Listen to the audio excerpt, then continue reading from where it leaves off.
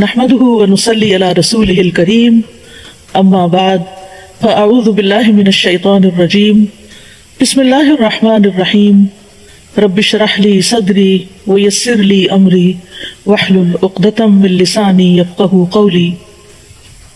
سورۃ الکہف مکی سورت ہے۔ یہ بعثت کے 8ویں اور 10ویں سال کی درمیانی مدت میں نازل ہوئی۔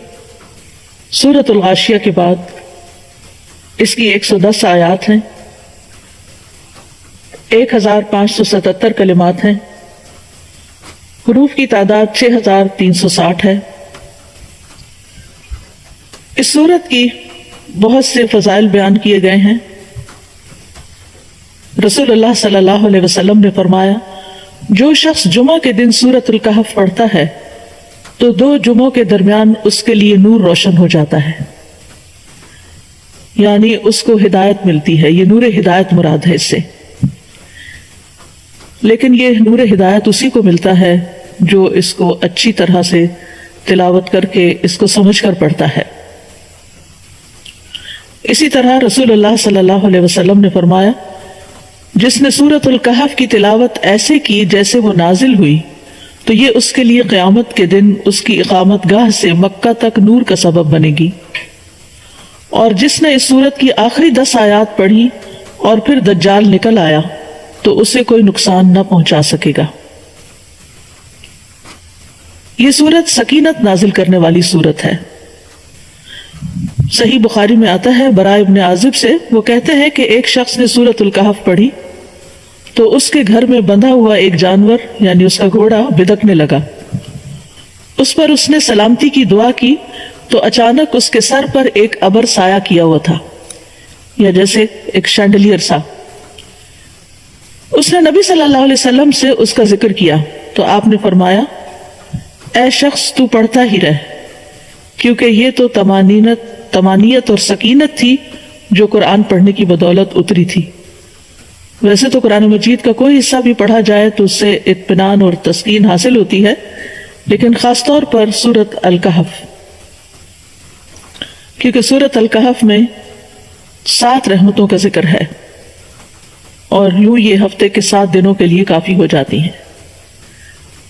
آیت نمبر 16 میں آتا ہے، ینشر لکم ربکم من رحمتہ، تمہارا رب تمہارے لیے اپنی کچھ رحمت کھول دے گا۔ آیت 10 میں آتا ہے، ربنا آتنا من لدنک رحمہ، اے ہمارے رب ہمیں اپنے پاس سے کوئی رحمت عطا فرما۔ آیت نمبر 58 میں آتا ہے، وربک الغفور ذو الرحمہ، اور تیرا رب نہایت بخشنے والا خاص رحمت والا ہے۔ آیت نمبر 65 میں آتا ہے، آتیناہ رحمتا من عندنا، اسے ہم نے اپنے ہاں سے ایک رحمت عطا کی۔ آیت 81 میں آتا ہے، وَأَقْرَبَ الرَّحْمَةِ، اور جو شفقت میں زیادہ قریب ہو۔ آیت 82 میں آتا ہے، رحمتا من ربک، تیرے رب کی طرف سے رحمت کے لیے۔ اور 98 میں آتا ہے، قَالَ هَذَا رَحْمَةٌ مِّن رَبِّي، کہا یہ میرے رب کی طرف سے ایک رحمت ہے۔ تو بہرحال یہ سورت خوشخبری بھی دیتی ہے، سکینت کا باعث بھی ہے، دجال کے فتنے سے بچانے والی بھی ہے، ہر جمعہ کو پڑھنے والے کے لیے نور ہدایت کا باعث ہے، اور خاص طور پر اگر کوئی اس سورت کی ابتدائی 10 آیات یاد کر لے گا تو وہ دجال کے فتنے سے محفوظ رہے گا۔ دجال کا فتنہ اس دنیا میں سب سے بڑا فتنہ ہے، اور اللہ سبحانہ وتعالیٰ نے ہمیں یہ سورت ایک ایسی نعمت اور اپنی رحمت کے طور پر عطا کی ہے کہ جس کے ذریعے ہم اس فتنے سے بچ سکتے ہیں۔ سورت کا آغاز الحمدللہ سے ہوتا ہے۔ الحمدللہ الذی انزل علی عبدہ الکتاب ولم یجعل لہ عوجا، اللہ کا سب تعریف اللہ کے لیے ہے جس نے اپنے بندے پر کتاب نازل کی اور اس میں کوئی ٹیڑھ نہیں رکھی۔ تو گویا آغاز میں قرآن کا ذکر ہے۔ سورت کا اختتام بھی قرآن کے ذکر پر ہوا ہے۔ قل لو کان البحر مدادا لکلمات ربی لنفد البحر قبل ان تنفد کلمات ربی ولو جئنا بمثلہ مددا۔ تو چونکہ یہ سورت فتنے سے نجات کے لیے ہے، نہ صرف یہ کہ دجال کے بلکہ اور بھی جو فتنے انسان کی زندگی میں آتے ہیں، جیسے مال کا فتنہ، قدرت اور غلبے کا فتنہ، علم کا فتنہ، دین کا فتنہ، تو اس اعتبار سے یہ سورت الکہف اپنے نام کے اعتبار سے بھی سمبولک ہے کہ کہف جو ہوتا ہے یا کیو جو ہوتی ہے وہ پناہ لینے کے لیے ہوتی ہے، اور ایسی جگہ پر جہاں اور کوئی بھی چیز انسان کو پناہ نہیں دے سکتی۔ تو اس لیے اس سورت کے اندر بہت سی دلچسپ چیزیں ہیں۔ سورت کا آغاز الحمدللہ سے ہے، اور پھر اس قرآن مجید کا آغاز بھی الحمدللہ سے ہے، اور اس سورت میں الحمدللہ جو ہے وہ یعنی یہ سورت قرآن کے مڈل میں ہے، اور پھر قرآن کا دوسرا حصہ ایک طرح سے الحمدللہ سے شروع ہوتا ہے۔ اس کے علاوہ دیگر کچھ اور صورتیں بھی ہیں، جیسے سورت انعام ہے، سورت سبا ہے، سورت فاطر، یہ تمام صورتیں بھی الحمدللہ سے شروع ہوتی ہیں کہ سب تعریف اللہ سبحانہ تعالیٰ کے لیے ہے، اور اللہ ہی کے لیے، اللہ ہی کی ذات وہ ذات ہے کہ جو انسان کو ہر طرح کی پریشانیوں اور ہر طرح کے فتنوں سے بچا سکتی ہے، اور اس کے لیے اس نے قرآن جیسی نعمت نازل فرما کر ہمارے لیے فتنوں سے بچنے کا بندوبست فرما دیا۔ فتنہ کیا چیز ہوتی ہے؟ فتنہ عربی کے لفظ فتنہ سے ہے، جو آزمائش کرنے کے لیے آتا ہے، کسی چیز کا کھرا کھوٹا معلوم کرنے کے لیے، یعنی ایسی چیز کہ جس کے ذریعے خیر اور شر میں انسان کا حال پتہ چل جائے کہ انسان کے اندر خیر ہے یا شر ہے۔ ابن العربی کہتے ہیں کہ فتنے کے کئی معنی ہیں، جیسے آزمانا، مشقت، مال، اولاد، کفر، آپس کا اختلاف، اور آگ سے جلانے کے لیے بھی فتنے کا لفظ استعمال ہوتا ہے، اور یہ بھی کہا گیا ہے کہ فتنے سے مراد ظلم ہے۔ فتنہ کبھی اللہ سبحانہ تعالیٰ کی طرف سے آتا ہے بندے کو جانچنے کے لیے، جیسے کوئی تکلیف آ جاتی ہے، مصیبت، کوئی بیماری، کوئی قتل و غارت، کوئی عذاب یا دیگر ناپسندیدہ چیزیں، اور اگر اللہ کی طرف سے ہوں تو یہ کسی حکمت کی وجہ سے ہوتی ہیں تاکہ بندے کو چھانٹ لیا جائے، اور کبھی انسان کے اپنے طرف سے بھی ہوتا ہے، انسان کے نفس کی طرف سے بھی ہوتا ہے۔ بہرحال دنیا کی زندگی فتنوں اور آزمائشوں کا گھر ہے، اور دنیا میں چوں چوں وقت آخرت کے قریب آ رہا ہے تو زیادہ سے زیادہ فتنے ہی آتے چلے جا رہے ہیں۔ معاویہ رضی اللہ عنہ کہتے ہیں کہ میں نے نبی صلی اللہ علیہ وسلم سے سنا، آپ فرما رہے تھے دنیا میں صرف آزمائش اور فتنہ ہی باقی رہ گیا ہے، یعنی ایک فتنے کے بعد ایک اور فتنہ۔ تو چونکہ دنیا کی زندگی اوور آل ہی ایک امتحان ہے، تو اس میں جب سخت امتحان آ جاتے ہیں تو انسان کے لیے بہت ضروری ہوتا ہے کہ وہ کسی کہف کی طرف، کسی کیو کی طرف پناہ لے اور اپنے آپ کو ان فتنوں سے بچائے تاکہ اس کی آخرت محفوظ رہے۔ ابو سعید کہتے ہیں رسول اللہ صلی اللہ علیہ وسلم نے فرمایا، وہ زمانہ قریب ہے جب مسلمان کا بہترین مال بکریاں ہوں گی، جن کو لے کر وہ پہاڑوں کی چوٹیوں اور بارش کے مقامات کی طرف نکل جائے گا اور فتنوں سے راہ فرار اختیار کر کے اپنے دین کو بچا لے گا۔ تو فتنے کے زمانے میں خاص طور پر اللہ تعالیٰ کے احکامات پر عمل کرنا اور اس پر استقامت اختیار کرنا بہت ضروری ہوتا ہے تاکہ انسان اپنی آخرت بچا سکے۔ فتنے کے دور میں دین پر عمل کرنے والے کے لیے اجر بھی بہت زیادہ ہے۔ آپ نے فرمایا، بلا شبہ تمہارے بعد صبر کے دن آنے والے ہیں، ان میں صبر کرنا ایسے ہوگا جیسے آگ کا انگارہ پکڑنا۔ ان لوگوں میں دین کے تقاضوں پہ عمل کرنے والے کو اس جیسے 50 عمل کرنے والوں کے برابر ثواب ملے گا۔ یعنی فتنے کے دور میں اگر کوئی شخص اپنے دین کو تھام کے رکھتا ہے تو اس کے لیے اجر بھی بہت بڑا ہے۔ آپ نے یہ بھی فرمایا کہ فتنے کے دور میں عبادت کرنا میری طرف ہجرت کرنے کی طرح ہے، اور ایسے میں انسان اپنے دین کی حفاظت کرے، اور اس کے لیے اگر کوئی ایک جگہ چھوڑنی پڑے یا کوئی اپنے اندر تبدیلی لانی پڑے تو وہ لانا ضروری ہے۔ اور فتنوں سے پناہ بھی مانگنی چاہیے۔ نبی صلی اللہ علیہ وسلم نے فرمایا، اعوذ باللہ من الفتن، میں فتنوں سے اللہ کی پناہ لیتا ہوں۔ اور ایک اور جگہ پر آتا ہے کہ اعوذ باللہ من سوء الفتن، میں فتنے کی برائی سے اللہ کی پناہ لیتا ہوں۔ ایک اور دعا ہے، اللہم انا نعوذ بک ان نرجع علی اعقابنا او نفتن عن دیننا، اے اللہ ہم اس سے تیری پناہ لیتے ہیں کہ ہم الٹے پاؤں لوٹ جائیں یا اپنے دین کے بارے میں کسی فتنے میں مبتلا ہو جائیں۔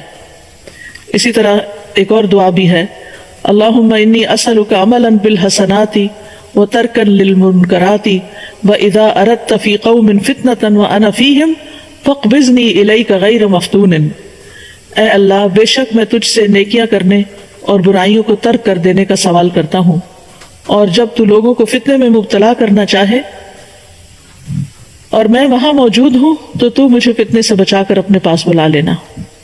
تو بہرحال انسان کے لیے فتنے تو کئی ایک ہو سکتے ہیں، لیکن سب سے بڑا فتنہ دین میں ہوتا ہے۔ اسی لیے اس صورت کے اندر جن 4 فتنوں کا ذکر کیا گیا ہے ان میں سب سے پہلے دین کے فتنے کی بات کی گئی ہے۔ بہرحال اللہ تعالیٰ سے دعا ہے کہ وہ ہمیں اس صورت کو صحیح طور پر سمجھنے کی توفیق دے، اور آج کل کے حالات میں جو سب لوگ پریشانی کا شکار ہیں ان میں ان کے لیے ایک امید کا پیغام ہو۔ تو سب سے پہلے بسم اللہ الرحمن الرحیم، ہر صورت کے آغاز میں بسم اللہ ہوتی ہے، اور بسم اللہ جو ہے سوائے صورت التوبہ کے، لیکن صورت النمل میں بسم اللہ الرحمن الرحیم کی آیت آتی ہے، جس سے یہ پتہ چلتا ہے کہ قرآن مجید میں 114 بار بسم اللہ کا ذکر ہے۔ تو اس آیت کی اہمیت کے پیش نظر ہم تھوڑی سی بات اس کے اوپر کریں گے کہ قرآن مجید کے شروع میں یا تلاوت کے شروع میں بسم اللہ پڑھنا کیوں ضروری ہے۔ بسم اللہ کیا ہے؟ اللہ کے نام کے ساتھ جو بہت مہربان، بار بار رحم فرمانے والا ہے۔ یعنی میں اس سورت کا آغاز اللہ کے نام کے ساتھ کرتی ہوں، اور اللہ کا نام جو ہے وہ بہت بابرکت ہے۔ تبارک اسم، جیسے سورۃ الرحمن میں آتا ہے تبارک اسم ربک ذی الجلال والاکرام، بہت بابرکت ہے تیرے رب کا نام جو جلال و اکرام والا ہے۔ تبارک اسم ربک ذی الجلال والاکرام۔ تو بہرحال جب ہم اللہ کے نام سے کوئی چیز شروع کرتے ہیں تو پھر برکت بھی آتی ہے، اللہ کی مدد آتی ہے، اللہ تعالیٰ کی طرف سے رحمت آتی ہے، اور وہ کام ہمارے لیے آسان ہو جاتا ہے۔ اور پھر اس میں ہم دیکھتے ہیں کہ الرحمن الرحیم، اللہ سبحانہ تعالیٰ کی 2 صفات اس کا ذکر آیا ہے، اور یہ دونوں ہی ان کا اصل مادہ جو ہے وہ رحم ہے، کہ اللہ کے نام کے ساتھ جو بہت مہربان، بہت رحم فرمانے والا ہے۔ تو اس سے یہ پتہ چلتا ہے کہ قرآن کا نزول جو ہے یہ سراسر اللہ کی رحمت ہے، اور قرآن پڑھنے کی توفیق جو ہوتی ہے انسان کو، یہ بھی سراسر اللہ سبحانہ تعالیٰ کی رحمت سے ہوتا ہے۔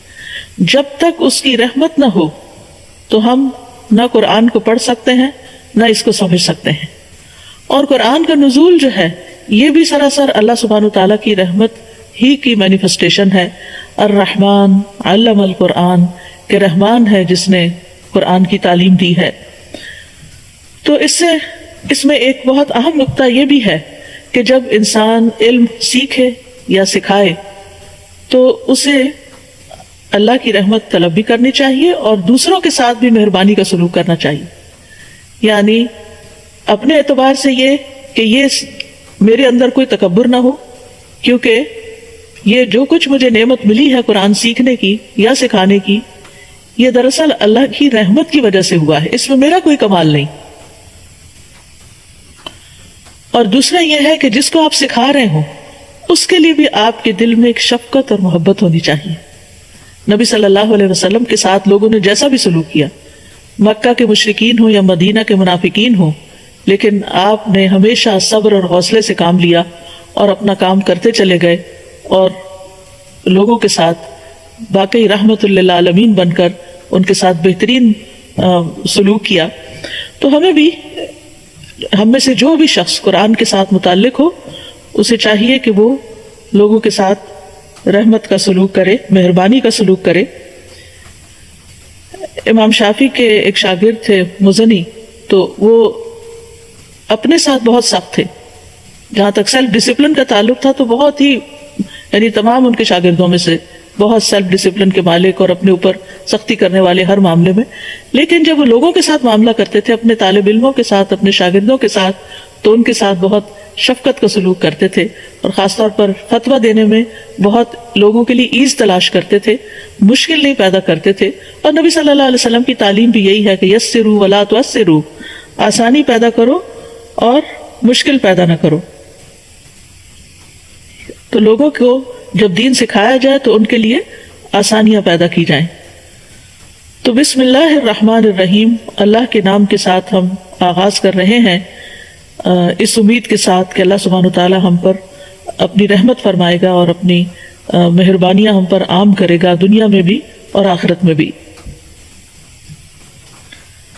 پھر فرمایا، پہلی آیت ہے الحمدللہ الذی انزل علی عبدہ الکتاب ولم یجعل لہ عوجا، سب تعریف اللہ کے لیے ہے جس نے اپنے بندے پر کتاب نازل کی اور اس میں کوئی کجی نہیں رکھی، کوئی ٹیڑھا پن نہیں رکھا۔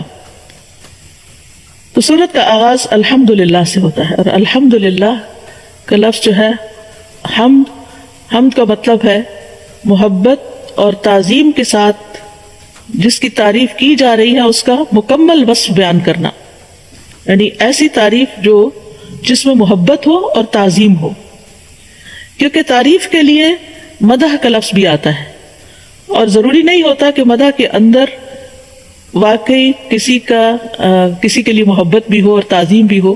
بعض اوقات وہ صرف چاپلوسی ہوتی ہے یا صرف خوش آمدید ہوتی ہے، خوش آمد ہوتی ہے تاکہ اس سے کوئی بینیفٹس حاصل کیے جا سکیں، لیکن حمد کے اندر واقعی حقیقی محبت ہوتی ہے اور محبت کی بنا پہ تعریف کی جاتی ہے، اور پھر اس میں تعظیم اور احترام کا پہلو بھی ہوتا ہے۔ یعنی بعض اوقات لوگ محبت کی بنا پہ گستاخی بھی کر جاتے ہیں، لیکن اللہ سبحانہ تعالیٰ کے لیے جب انسان حمد کرتا ہے، تعریف کرتا ہے، تو اس میں تعظیم کا پہلو زیادہ ہوتا ہے۔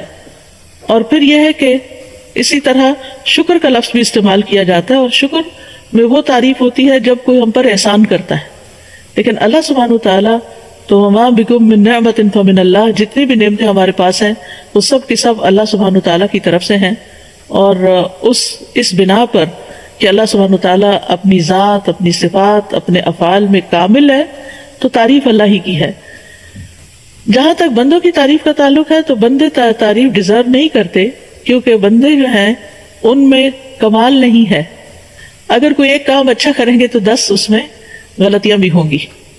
یعنی اگر کوئی مثلا نیکی کا کام کرتا ہے، کوئی مثلا صدقہ خیرات کر رہا ہے، تو ہم اس بنا پر کہ یہ بڑا سخی ہے اس کی تعریف شروع کر دیتے ہیں، لیکن ہمیں نہیں پتا کہ اس نے وہ صدقہ کس نیت کے ساتھ کیا ہے، اور اس کا وہ صدقہ قبول بھی ہوا یا نہیں قبول ہوا، یا یہ کہ صدقہ کرنے کے بعد اس نے کوئی احسان جتایا ہے، یا اس نے دوسرے کو کوئی دکھ دیا ہے۔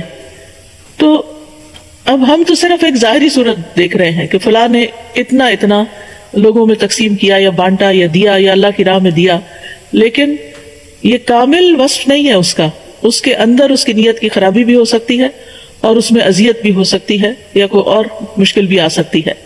لیکن اللہ سبحانہ تعالیٰ جب اس کی تعریف کی جاتی ہے تو وہ مکمل تعریف ہوتی ہے۔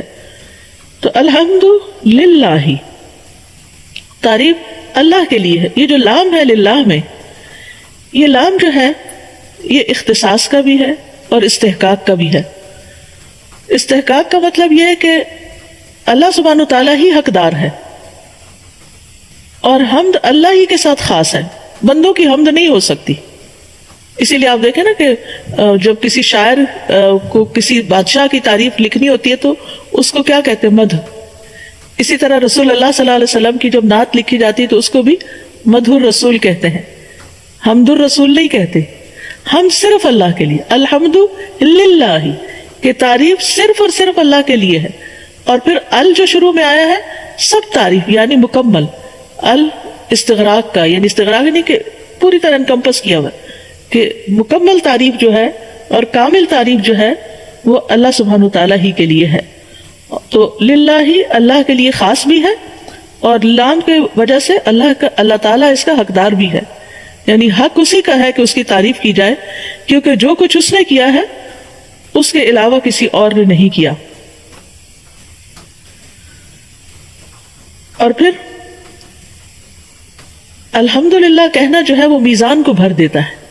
جب حقیقی معنوں میں انسان کا دل شکر سے لبریز ہوتا ہے اور وہ اپنے عمل سے اللہ تعالیٰ کی طرف رغبت کرتا ہے اور اللہ کو راضی کرتا ہے، تو تبھی وہ حقیقی معنوں میں اس کی تعریف کر رہا ہوتا ہے۔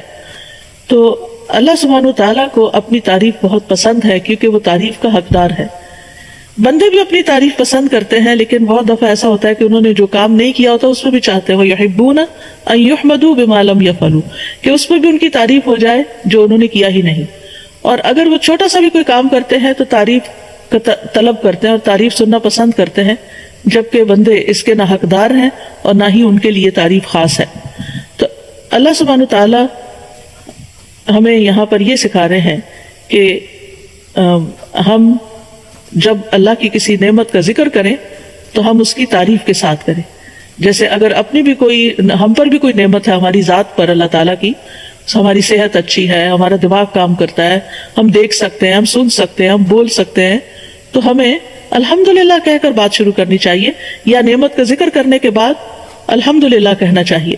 تو آغاز میں بھی کاموں کے اللہ کی تعریف ہونی چاہیے، اور اختتام پر بھی ہونی چاہیے جب اللہ تعالیٰ توفیق دے کہ وہ کام مکمل ہو گیا ہے. الحمد وآخر دعوانا ان الحمد للہ رب العالمین.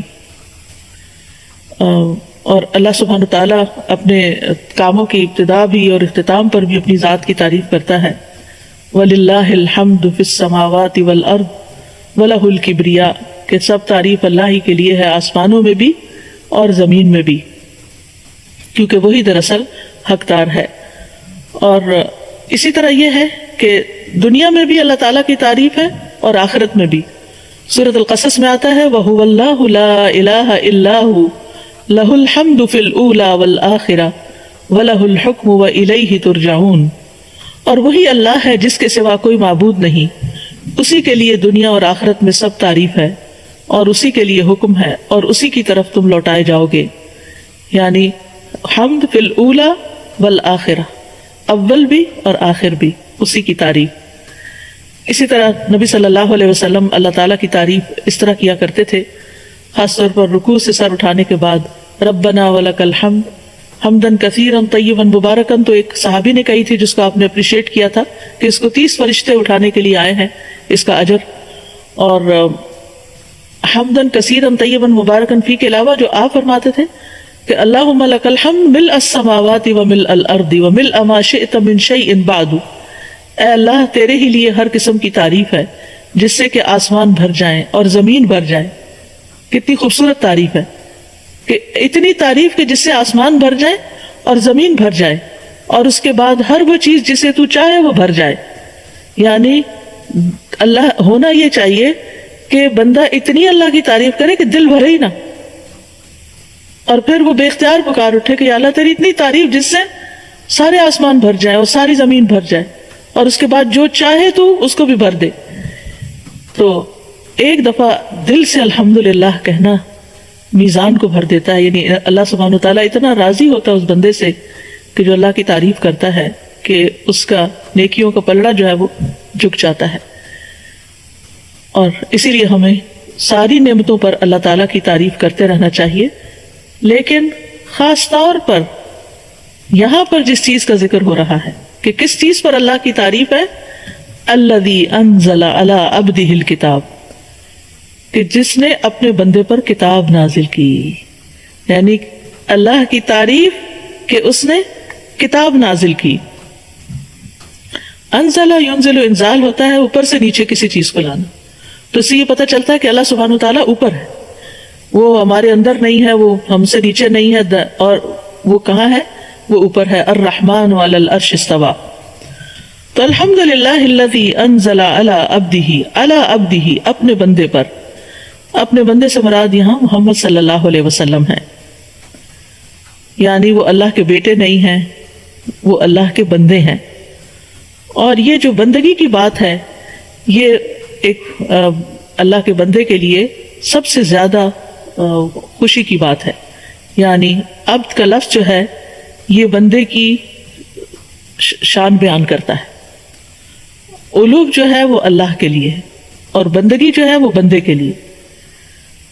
تو اللہ سبحانہ تعالیٰ نے آپ صلی اللہ علیہ وسلم کی باقی صفات سے نہیں، آپ کے نام سے نہیں، اللہ محمد نے نہیں کہا، بلکہ آپ کی عبودیت کی صفت کو اجاگر کرنے کے لیے، کیونکہ آپ صلی اللہ علیہ وسلم اللہ کے سب سے زیادہ عبادت گزار بندے تھے. تو قرآن سے بھی فائدہ وہی اٹھاتا ہے جو عبودیت کا حق ادا کرے، جو اللہ کا بندہ بن کر رہے. کیونکہ بہت سے لوگ قرآن پڑھ لیتے ہیں لیکن جو قرآن کہتا ہے اس پر عمل نہیں کرتے، عبد نہیں بنتے. تو چونکہ اللہ نے کتاب اپنے بندے پر نازل کی ہے تو قرآن کا نزول اسی بندے پر ہوتا ہے، قرآن اسی کو سمجھ میں آتا ہے، قرآن اسی کو عزت بخشتا ہے جو واقعی اللہ کی عبادت کرتا ہے اور اس قرآن کو پڑھ کر عبادت کی طرف رغبت کرتا ہے۔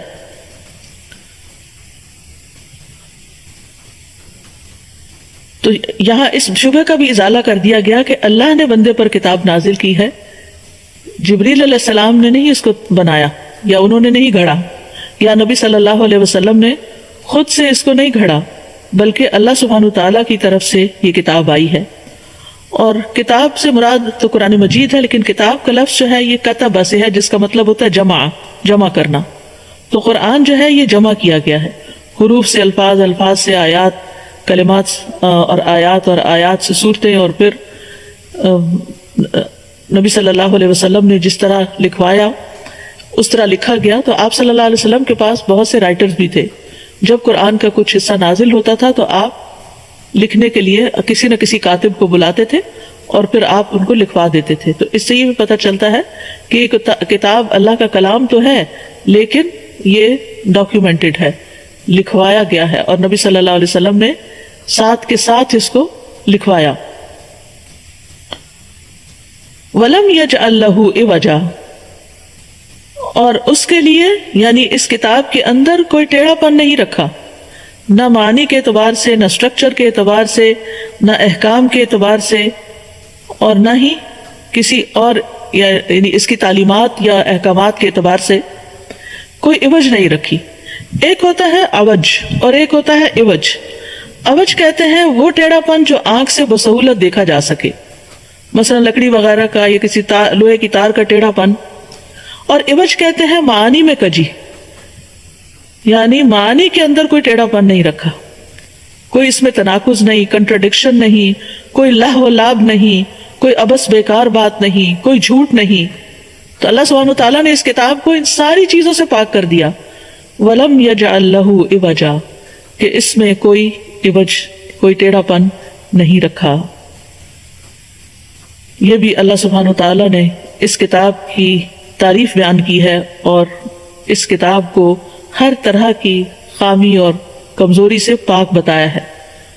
یہ اللہ سبحانہ وتعالیٰ کا خاص کرم ہے، خاص فضل ہے کہ اس نے اس کتاب کو ہر طرح کی پیچیدگی سے اور ٹیڑھے پن سے محفوظ رکھا تاکہ لوگ اس سے صحیح طور پر فائدہ اٹھا سکیں۔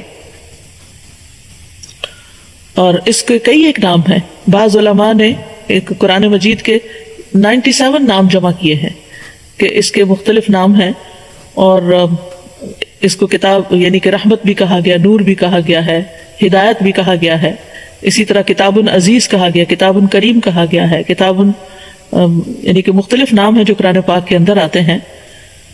تو بہرحال یہ کتاب جو ہے یہ ایک بہت ہی معزز کتاب ہے، بہت ہی بہترین کتاب ہے۔ تو کتاب کے ساتھ ہمیں کیا معاملہ کرنا چاہیے؟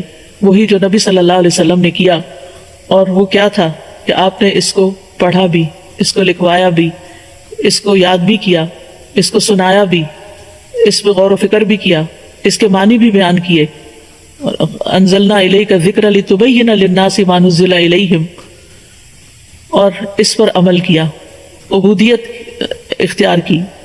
تو ہم سب کے لیے بھی ضروری ہے کہ ہم اس کتاب کے ساتھ وہی معاملہ کریں جو اللہ کے رسول صلی اللہ علیہ وسلم نے کیا، یعنی اس کو پڑھیں، اس کو سمجھیں اور اس پر عمل کریں، تاکہ جس طرح اس کتاب کو اس کتاب کی وجہ سے پڑھنے والے معزز ہوئے، تو کیونکہ یہ کتاب عزیز ہے، یہ کتاب عزت بخشنے والی کتاب ہے، یہ غالب آنے والی کتاب ہے۔ تو اگر آپ اس کو پڑھیں گے نہیں، اگر آپ اس کو سنیں گے نہیں، اگر آپ اس کو سنجیدگی سے نہیں لیں گے، تو آپ کو بھی یہ کتاب عزت نہیں دے گی۔ مثلاً آپ دیکھیں کہ اگر آپ کسی سے کوئی بات کر رہے ہیں، کسی کو کچھ سمجھا رہے ہیں، اس کو کوئی نصیحت کر رہے ہیں، اس کے ساتھ کوئی یعنی ہمدردی کر رہے ہیں، اور وہ بندہ سن کے ہی نہیں دیتا، تو آپ کیا کریں گے؟ آپ اس کو چھوڑ دیں گے، آپ کے دل میں اس شخص کی کوئی قدر نہیں ہوگی۔ تو اللہ نے یہ کلام بھیجا ہے، اور اگر ہم اس کے لیے وقت نہیں نکالتے، اس پر محنت نہیں کرتے، اس کو نہیں پڑھتے، تو پھر یہ کیسے ہو سکتا ہے کہ اس کتاب کی وجہ سے پھر مسلمانوں کو عزت ملے؟ جیسے علامہ اقبال نے بھی کہا تھا، وہ معزز تھے زمانے میں مسلمان ہو کر، اور تم خوار ہوئے تارک قرآن ہو کر۔ تو جو کتاب اتنی شان والی ہے کہ جس پر اللہ سبحانہ وتعالیٰ کی یہاں تعریف کی جا رہی ہے کہ اس نے اپنے بندے پر یہ کتاب نازل کی ہے اور اس میں کوئی ٹیڑھا پن نہیں رکھا، تو پھر ہمارا اس کے ساتھ کیا معاملہ ہونا چاہیے۔ اور پھر یہ کہ قیمن درست کرنے والی، یعنی پہلے فرمایا کہ اس میں کوئی ٹیڑھ نہیں ہے، سچی اور عدل والی کتاب ہے، ہر طرح کی عیب سے پاک ہے، اور پھر دوسرا یہ کہ قیمن درست بھی ہے۔ قیم کے 3 معنی ہیں، ایک یہ کہ سیدھی ہے، درست، میانہ روی پر مبنی ہے، یہ ابن عباس کا قول ہے۔ دوسری یہ کہ یہ اللہ تعالیٰ کی تمام کتابوں پر نگران ہے اور ان کی تصدیق کرتی ہے، یعنی پچھلی کتابوں کو سچا مانتی ہے اور ان کو درست بھی کرتی۔ اور پھر یہ کہ ایک یہ معنی بھی کیا گیا کہ اس پر بھروسہ کیا جاتا ہے، اس کی طرف رجوع کیا جاتا ہے۔ اصل میں قیم کا لفظ جو ہے اس کا ایک معنی ہوتا ہے درست کرنے والا، یعنی نہ صرف یہ کہ خود کو درست کرنے والا بلکہ دوسروں کو بھی درست کرنے والا۔ قیم کا لفظ جو ہے یہ انچارج کے معنوں میں استعمال ہوتا ہے، کہ جو بندوں کے معاملات اور احوال کی اصلاح کرتا ہے، ان کو اپنی جگہ پر فکس کرتا ہے، درست کرتا ہے، یعنی وہ شخص جو تمہاری زندگی کو فکس کرے، ڈسپلن کرے، وہ قیم کہلاتا ہے۔ اسی سے لفظ قوام ہے جو قرآن مجید میں مردوں کے لیے آیا ہے کہ الرجال قوامون علی النساء۔ تو یہ کتاب جو ہے بندے کی سوچ کو درست کر دیتی ہے، بندے کے اندر اعتدال پیدا کرتی ہے، کیونکہ دوسرا معنی اس کا ایک اور کیا ہے کہ یہ معتدل ہے۔ اور نہ صرف یہ کہ یہ کتاب پڑھنے والے خود کو درست کرتے ہیں بلکہ دوسروں کی اصلاح کا کام بھی کرتے ہیں اس کتاب کے ذریعے، قیمن۔ اور پھر یہ کہ ظاہر و باطن میں یہ قیم ہے۔ قرآن مجید میں آتا ہے ان ھذا القرآن یہدی للتی ہی اقوم، یہ قرآن اس راستے کی ہدایت دیتا ہے جو سب سے زیادہ درست ہے۔ رسول من اللہ یتلو صحفا مطہرہ فیہا کتب قیمہ، ایسی کتابیں جو درست کرنے والی ہیں۔ پھر اسی طرح پچھلی کتابوں کی تصدیق کرنے والی و مہیمنا علی، ان پر نگران بھی ہے۔ اللہ تعالیٰ فرماتے ہیں یا اہل الکتاب قد جاءکم رسولنا یبین لکم کثیرا مما کنتم تخفون من الکتاب، اے اہل کتاب تمہارے پاس ہمارا رسول آ گیا ہے جو تمہارے لیے بہت سی وہ باتیں بیان کرتا ہے جن کو تم کتاب میں چھپایا کرتے تھے، یعنی اس کتاب میں آ کر پچھلی کتابوں میں اگر کوئی تحریف ہوئی یا کچھ تو اس کو بھی درست کیا، اس کو بھی کھول کے رکھ دیا۔ پھر یہ ہے کہ مقصد کیا ہے اس کتاب کے آنے کا، لینذر، تاکہ ڈرائے۔ لام جب کسرہ کے ساتھ آتا ہے عربی زبان میں تو تعلیل کے لیے آتا ہے، یعنی اس مقصد کے لیے، اس وجہ سے۔ اور جب سکون کے ساتھ آتا ہے یعنی لام پہ جب جزم آتی ہے تو وہ امر کے لیے ہوتا ہے، جیسے وَلْيَطَّوَّفُوا بِالْبَيْتِ الْعَتِيقِ، یعنی یہ حکم دیا جا رہا ہے انہیں چاہیے کہ طواف کریں پرانے گھر کا، خانہ کعبہ کا۔ لِيُنذِرَ بَأْسًا شَدِيدًا، تاکہ یہ سخت عذاب سے خبردار کرے، ڈرائے۔ یعنی اس قرآن کے ذریعے اللہ تعالیٰ اپنے ہاں موجود عذاب سے ڈرائے لوگوں کو، یا اس شخص کو اپنی اس قضاء و قدر سے ڈرائے جو اس کے احکامات کی مخالفت کرنے والوں کے لیے ہے۔ اور یاد رکھیے اس میں دنیاوی عذاب اور اخروی عذاب دونوں ہی شامل ہیں۔ اور یہ بھی اللہ تعالیٰ کی نعمت ہے کہ اس نے اپنے بندوں کو خوف دلایا ہے اور ان کو ان چیزوں سے ڈرایا ہے جو ان کے لیے نقصان اور ہلاکت کا باعث ہیں۔ لِيُنذِرَ بَأْسًا شَدِيدًا، اور انبیاء جو آئے ہیں تو ان کے جو فرائض منصبی ہوتے ہیں ان میں ڈرانا اور خوشخبری دینا دونوں ہی چیز ہے، اور وہ اپنے پاس سے نہیں ڈراتے، وہ اللہ کی طرف سے آئی ہوئی وحی کے مطابق ڈراتے ہیں۔ رسول اللہ صلی اللہ علیہ وسلم کی آمد کا ایک مقصد قرآن مجید میں کیا بتایا گیا، سورۃ الفتح میں آتا ہے اِنَّا أَرْسَلْنَاكَ شَاهِدًا وَمُبَشِّرًا وَنَذِيرًا، بے شک ہم نے آپ کو گواہی دینے والا، خوشخبری دینے والا اور ڈرانے والا بنا کر بھیجا ہے۔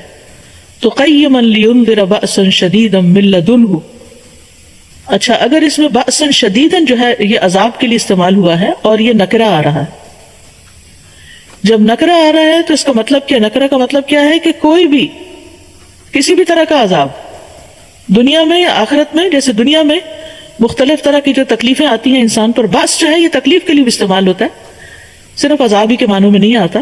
تو جیسے یہ تکلیفیں جو ہیں مثلا انسان کو اپنی صحت کی طرف سے کوئی تکلیف آتی ہے، مالی کوئی تکلیف آ جاتی ہے، کوئی وبا پھیل جاتی ہے، اسی طرح کو بچوں کی طرف سے تکلیفیں آ جاتی ہیں، یعنی انسان، اور پھر یہ کہ جسمانی تکلیفیں آ جاتی ہیں، کبھی روحانی تکلیفیں آتی ہیں، کبھی کوئی خوف آتا ہے، کبھی جان و مال کا نقصان ہوتا ہے، تو یہ ساری چیزیں اللہ کے اذن سے ہوتی ہیں.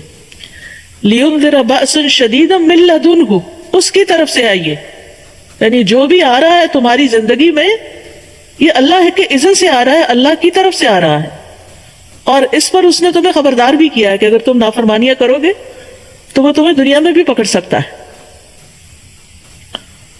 ورنہ آخرت کا عذاب تو ہے ہی کہ جو اللہ کو ناراض کر کے دنیا سے جائے گا پھر اللہ تعالیٰ چاہے تو اسے بخش دے اور چاہے تو اس کو سزا دے.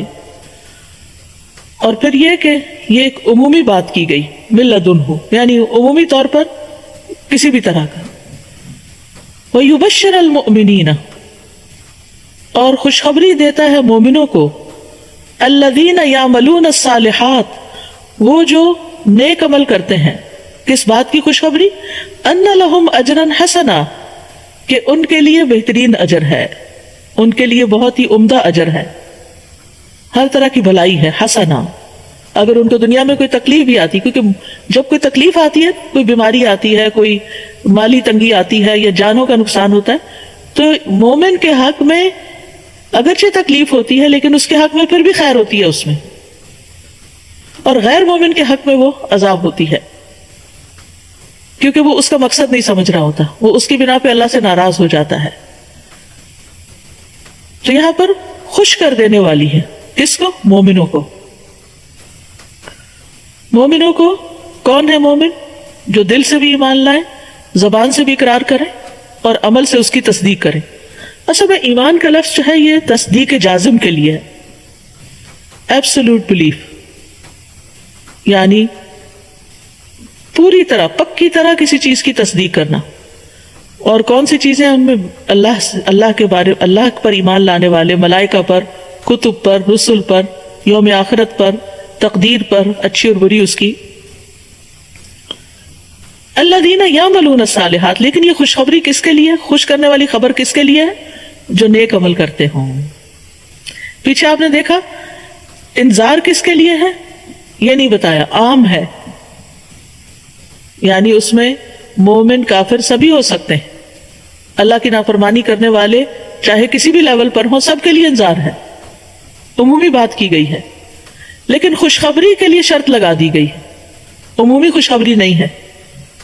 الذین یعملون الصالحات، وہ جو نیک عمل کرتے ہیں، صالحات. اور ایمان اور عمل صالح جو ہے وہ لازم و ملزوم ہے، بلکہ عمل صالح ایمان کے اندر بھی شامل ہے.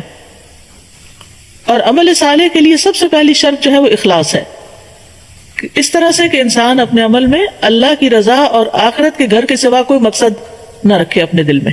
جب کوئی نیک عمل کر رہا ہو، چاہے کسی کی مدد ہو رہی ہے، مال سے ہو رہی ہے، جان سے ہو رہی ہے، عبادت ہو رہی ہے، دعا ہو رہی ہے، ذکر اذکار ہو رہے ہیں، ان سب کے پیچھے مقصد کیا ہو کہ یہ میں اللہ کی رضا کے لیے کر رہا ہوں.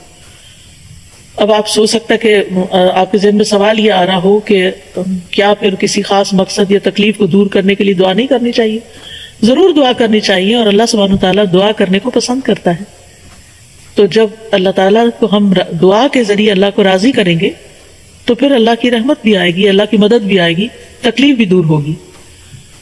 تو اللہ کے لیے خالص ہونے کا مطلب کیا ہے کہ انسان اپنے عمل میں اللہ کی رضا اور آخرت کے گھر کے سوا کچھ اور نہ چاہے. اور دوسرا یہ کہ اللہ کی شریعت کی پیروی کرے، اس سے باہر نہ نکلے، خواہ وہ شریعت محمد صلی اللہ علیہ وسلم کی ہو یا کسی اور نبی کی. تو وَيُبَشِّرَ الْمُؤْمِنِينَ الَّذِينَ يَعْمَلُونَ الصَّالِحَاتِ. یہاں ایک بات اور بھی یاد رکھیں، اور وہ یہ ہے کہ ایمان کے درجے مختلف ہوتے ہیں، ہر ایک کا ایمان ایک جیسا نہیں ہوتا. کوئی ایمان کے ابتدائی درجے پر ہوتا ہے اور کوئی ایمان کے بہت اونچے درجے پر. جیسے ابو بکر رضی اللہ عنہ، ابو بکر رضی اللہ عنہ کا ایمان کس وجہ سے زیادہ تھا یا ان کا مقام کس وجہ سے زیادہ تھا؟ حضرت عائشہ کہتی ہے کہ ایسا نہیں کہ انہوں نے اپنے باقی ساتھیوں کے مقابلے میں زیادہ نمازیں پڑھی تھی یا زیادہ اور نیک کام کیے تھے، ان کے اخلاص کی وجہ سے ان کے اخلاص کی وجہ سے ان کا مقام اور مرتبہ دوسروں کے مقابلے میں بڑا ہے. اور پھر نیکیوں میں سبقت کرنا، سب سے پہلے آگے بڑھ جانا، ہر کام میں آگے بڑھ جانا. تو وَيُبَشِّرَ الْمُؤْمِنِينَ الَّذِينَ يَعْمَلُونَ الصَّالِحَاتِ. تو اس طرح جب ایمان کے درجے فرق ہیں تو پھر اسی کے مطابق خوشخبری بھی فرق درجوں پہ ہے. مومنین کے لیے خوشخبری سب مومنوں کے لیے، لیکن سب کے لیے ایک جیسی خوشخبری نہیں، کیونکہ متقین کا اور مقام ہے، محسنین کا اور مقام ہے. اور پھر اسی طرح جنت کے درجات بھی مختلف ہیں. یاد رکھیے ایمان گھٹتا بھی ہے اور ایمان بڑھتا بھی ہے. نیک کام کرنے سے ایمان بڑھتا ہے، اللہ پہ توکل بڑھتا ہے، اللہ کی محبت بڑھتی ہے، اللہ سے امید بڑھتی ہے. اور برے کام کرنے سے چاہے زبان سے لا الہ الا اللہ بھی کہتے رہیں لیکن اگر عمل اس میں ساتھ شامل نہیں تو پھر اسی اعتبار سے انسان کا زوال بھی شروع ہو جاتا ہے. اللہ تعالی ہم سب کو اس سے محفوظ رکھے. اور پھر وَيُبَشِّرَ الْمُؤْمِنِينَ الَّذِينَ يَعْمَلُونَ الصَّالِحَاتِ. تو نتیجہ کیا ہے کہ ہمیں زیادہ سے زیادہ صالح عمل کرنے کی طرف توجہ کرنی چاہیے، کیونکہ عمل سے زندگی بنتی ہے، جنت بھی جہنم بھی. تو عمل جو ہے وہ ہر حال میں ضروری ہے، اور اس میں ہر طرح کے نیک عمل شامل ہیں، چاہے وہ اللہ تعالیٰ کی عبادت سے متعلق ہوں یا بندوں کی خدمت سے متعلق. اور نتیجہ کیا ہے؟ ان لہم، کہ ان کے لیے، لہم یہاں تخصیص کے لیے، کہ بے شک انہی کے لیے ہے، اجرن حسنا، اچھا اجر، عمدہ اجر. یعنی جیسا ان کے لیے ان کا، اور اجر جو ہوتا ہے وہ عمل کے مقابل ہوتا ہے، اجرت سے ہے. یعنی جتنی محنت کرو گے اتنا ہی تمہیں ریوارڈ ملے گا. اور یہ بھی اجرن بأسن کی طرح کیا ہے؟ نکرہ ہے. اور جب نکرہ ہوتا ہے تو پھر اس میں عموم بھی پایا جاتا ہے، یعنی ہر طرح کا اجر شامل ہو جاتا ہے. حسنن، عمدہ. اور اجرن حسنن میں دنیا کا اجر بھی اور آخرت کا اجر بھی. جیسے قرآن مجید میں سورۃ یونس میں آتا ہے للذین احسنوا الحسنى وزیادہ، کہ جن لوگوں نے اچھا کیا ان کے لیے اچھائی ہے اور زیادہ بھی ہے، ان کے لیے زیادہ بھی ہے. اسی طرح هل جزاء الاحسان الا الاحسان، کیا احسان کا بدلہ کچھ اور بھی ہو سکتا ہے؟ اور پھر جو لوگ چھپ کے عبادت کرتے ہیں اور راتوں کو عبادت کرتے ہیں تو اس کے بارے میں سورۃ سجدہ میں آتا ہے فلا تعلم نفس ما اخفی لهم من قرۃ اعین.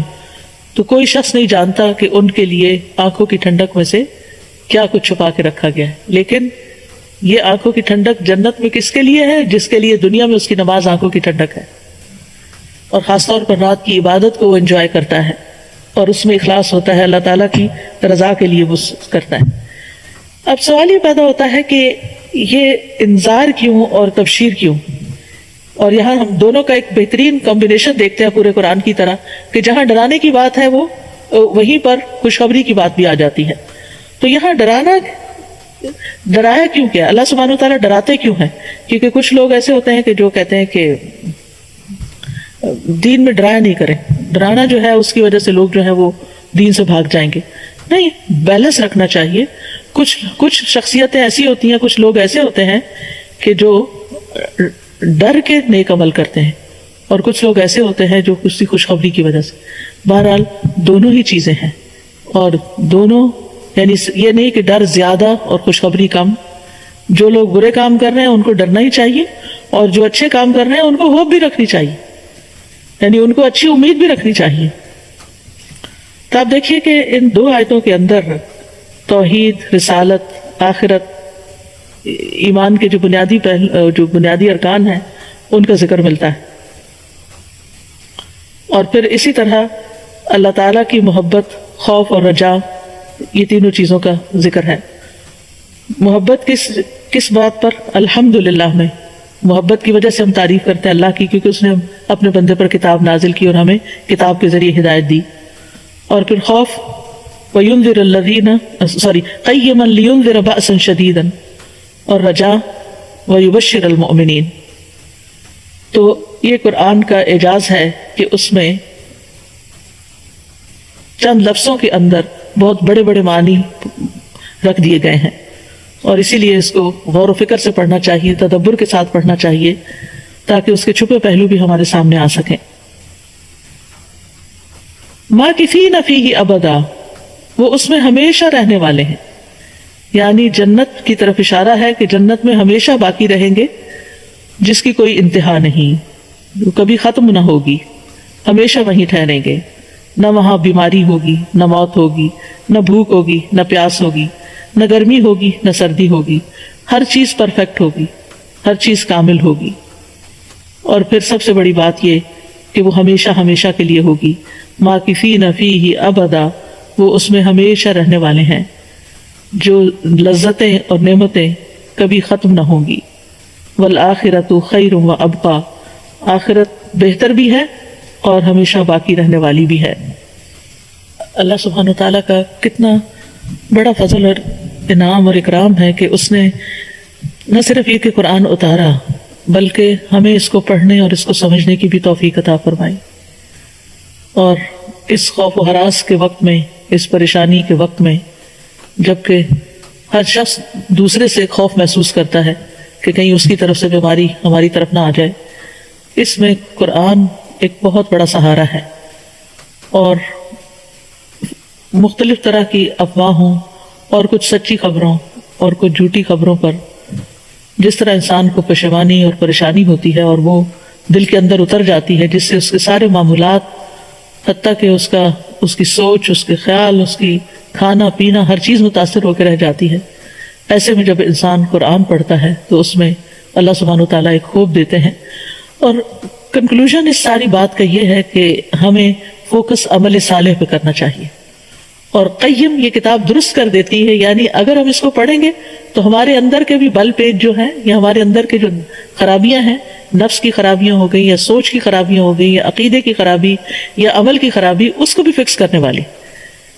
تو اس لیے اللہ کا شکر ہے، الحمدللہ کہ جس نے یہ کتاب، اس ہستی کے لیے تعریف کہ جس نے یہ کتاب اپنے بندے پر نازل کی، اور اس میں کسی قسم کی کوئی کجی نہیں رکھی. انسان پورے اطمینان کے ساتھ، 100% یقین کے ساتھ اس کتاب کو لے سکتا ہے کہ اس میں جو بھی میرے لیے احکامات ہیں وہ سارے کے سارے بالکل درست ہیں.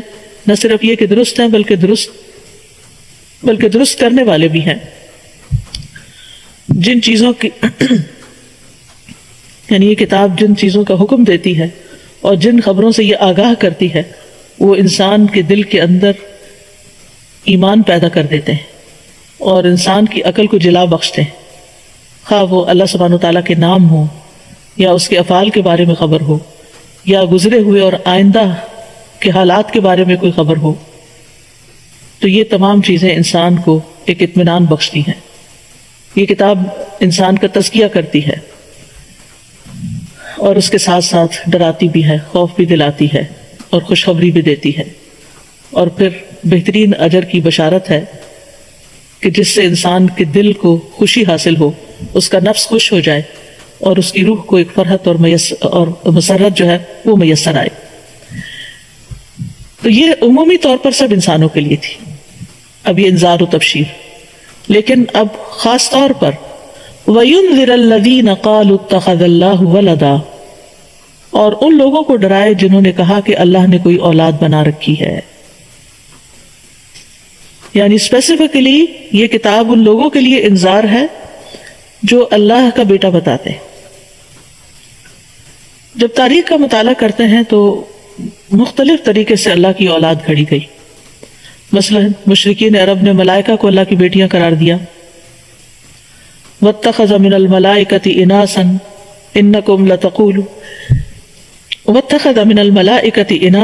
إِنَّكُمْ لَتَقُولُونَ قَوْلًا عَظِيمًا، اور انہوں نے ملائکہ میں سے دیویاں بنا لی، یعنی اللہ کی بیٹیاں بنا لی. بے شک تم بہت بڑی بات کہتے ہو. سورۃ نحل میں آتا ہے وَيَجْعَلُونَ لِلَّهِ الْبَنَاتِ سُبْحَانَهُ وَلَهُم مَّا يَشْتَهُونَ، اور انہوں نے اللہ کے لیے بیٹیاں گھڑ لی، پاک ہے وہ، اور ان کے لیے وہ جس کی وہ خواہش کریں. اسی طرح نصارہ نے اللہ کا بیٹا بنا لیا. وَقَالُوا اتَّخَذَ الرَّحْمَنُ وَلَدًا لَقَدْ جِئْتُمْ شَيْئًا إِدًّا تَكَادُ السَّمَاوَاتُ يَتَفَطَّرْنَ مِنْهُ وَتَنشَقُّ الْأَرْضُ وَتَخِرُّ الْجِبَالُ هَدًّا أَن دَعُوا لِلرَّحْمَنِ وَلَدًا وما ينبغي للرحمن ان يتخذ ولدا، اور انہوں نے کہا کہ رحمان نے کوئی اولاد بنا لی ہے. بلا شبہ یقیناً تم ایک بہت بھاری بات کہتے ہو. آسمان قریب ہے کہ اس سے پھٹ پڑے اور زمین شک ہو جائے اور پہاڑ ڈھہ کر گر پڑے کہ انہوں نے رحمان کے لیے کسی اولاد کا دعویٰ کیا، حالانکہ رحمان کے لائق نہیں کہ وہ کوئی اولاد بنائے. تو اللہ سبحانہ وتعالیٰ نے اس بات کی شدید مذمت کی ہے کہ اللہ کی کوئی اولاد بنائے. ایک اور جگہ پر آتا ہے کہ اس کی اولاد کیسے ہوگی جبکہ اس کی کوئی بیوی نہیں، اور اس نے ہر چیز پیدا کی اور وہ ہر چیز کو خوب جاننے والا ہے. اولاد کا گھڑنا اللہ سبحانہ وتعالیٰ کے نزدیک سخت ناپسندیدہ ہے. اس کو اللہ تعالیٰ اپنے حق میں گالی سمجھتے ہیں. ابو ہریرہ رضی اللہ عنہ کہتے ہیں کہ نبی صلی اللہ علیہ وسلم نے فرمایا، اللہ تعالیٰ کا فرمان ہے کہ ابن آدم مجھے گالی دیتا ہے حالانکہ اسے زیبا نہیں کہ وہ مجھے گالی دے، اور وہ میری تکذیب کرتا ہے حالانکہ اسے لائق نہیں کہ میری تکذیب کرے. اس کا مجھے گالی دینا تو اس کا یہ کہنا ہے کہ میری اولاد ہے، اور اس کا میری تکذیب کرنا اس کا یہ کہنا ہے کہ اللہ دوبارہ مجھے زندہ نہیں کرے گا جیسا کہ اس نے مجھے پہلے پیدا کیا. تو بہرحال اس آیت کے مخاطب نصارہ بھی ہیں، مشرکین مکہ بھی ہیں، اور یہود بھی ہیں جو سیدنا عزیر علیہ السلام کو اللہ کا بیٹا کہتے تھے. لیکن یہ یاد رکھیے کہ ابن عباس کے قول کے مطابق صرف 4 لوگوں نے یہود میں سے ایسا کہا، ان کی اکثریت نہیں تھی. لیکن اللہ سبحانہ وتعالیٰ نے اس کو یہاں ڈاکیومنٹ کر دیا کہ یہ چیز ریکارڈ پر رہے کہ ان میں سے کچھ لوگ ایسے گزرے کہ جنہوں نے اللہ کا بیٹا قرار دیا. اور اسی طرح بعض نے کہا کہ صرف ایک شخص نے ایسا کہا تھا، عزیر علیہ السلام کو اللہ کا بیٹا قرار دیا. بقائی جو ایک مفسر ہیں وہ کہتے ہیں کہ اب یہود میں یہ کانسیپٹ نہیں رہا، لیکن ایک دفعہ بھی کسی کا کہنا کسی قوم میں سے، یعنی جب قوم اس کی تردید نہیں کرتی تو وہ ان سب کے ذمہ آ جاتی ہے بات. جب کوئی یہ دعویٰ کرتا ہے کہ نعوذ باللہ اللہ کا کوئی بیٹا ہے تو وہ توحید کی تینوں اقسام میں شرک کرتا ہے، توحید ربوبیت میں بھی، توحید الوہیت میں بھی، اور توحید اسماء و صفات میں بھی. تو یہ چیز چونکہ اللہ تعالیٰ کو بہت ناپسند ہے، اس لیے قرآن مجید کا ایک مقصد یہ بھی بتایا گیا کہ یہ ان لوگوں کو خبردار کر رہا ہے کہ جنہوں نے کہا کہ اللہ نے بیٹا بنایا ہے. اس میں آپ دیکھیں کہ قرآن مجید کا یہ انذار جو ہے، یہ ڈراوا جو ہے، بہت سے لوگوں کے حق میں بہت نعمت ثابت ہوا ہے کہ انہوں نے جب قرآن کو پڑھا، عیسیٰ علیہ السلام کی اصل حقیقت سامنے آئی تو انہوں نے اسلام قبول کر لیا. اگر دنیا میں جتنے بھی لوگ مسلمان ہوئے تو ان کی اکثریت سے اگر پوچھا جائے کہ وہ کس چیز کی وجہ سے مسلمان ہوئے ہیں تو وہ قرآن پڑھنے کی وجہ سے. اور قرآن مجید میں شرک کی بارہا تردید کی گئی اور اللہ سبحانہ وتعالیٰ کی عظمت کی نشانیوں کو بہت جگہ ذکر کیا گیا. تو یہ کتاب جو لوگ حقیقی معنوں میں ہدایت حاصل کرنا چاہیں ان کے لیے ہدایت کا باعث بنتی ہے.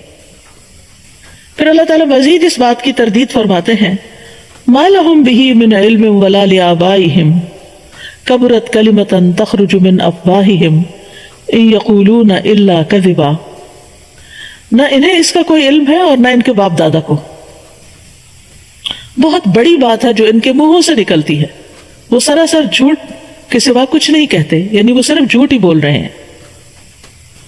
ما لهم به من علم، ان کے پاس اس کا کوئی علم نہیں، یعنی جہالت یا توہم پرستی یا تقلید آبا کے نتیجے میں یہ بات کہتے ہیں کہ جب ان سے پوچھا جائے کہ اس کی کوئی دلیل لاؤ تو ان کے پاس دلیل نہیں ہوتی. نہ تو اللہ تعالیٰ نے کسی کتاب میں یہ بات اتاری، نہ کسی پیغمبر کی تعلیم میں یہ بات ملتی ہے.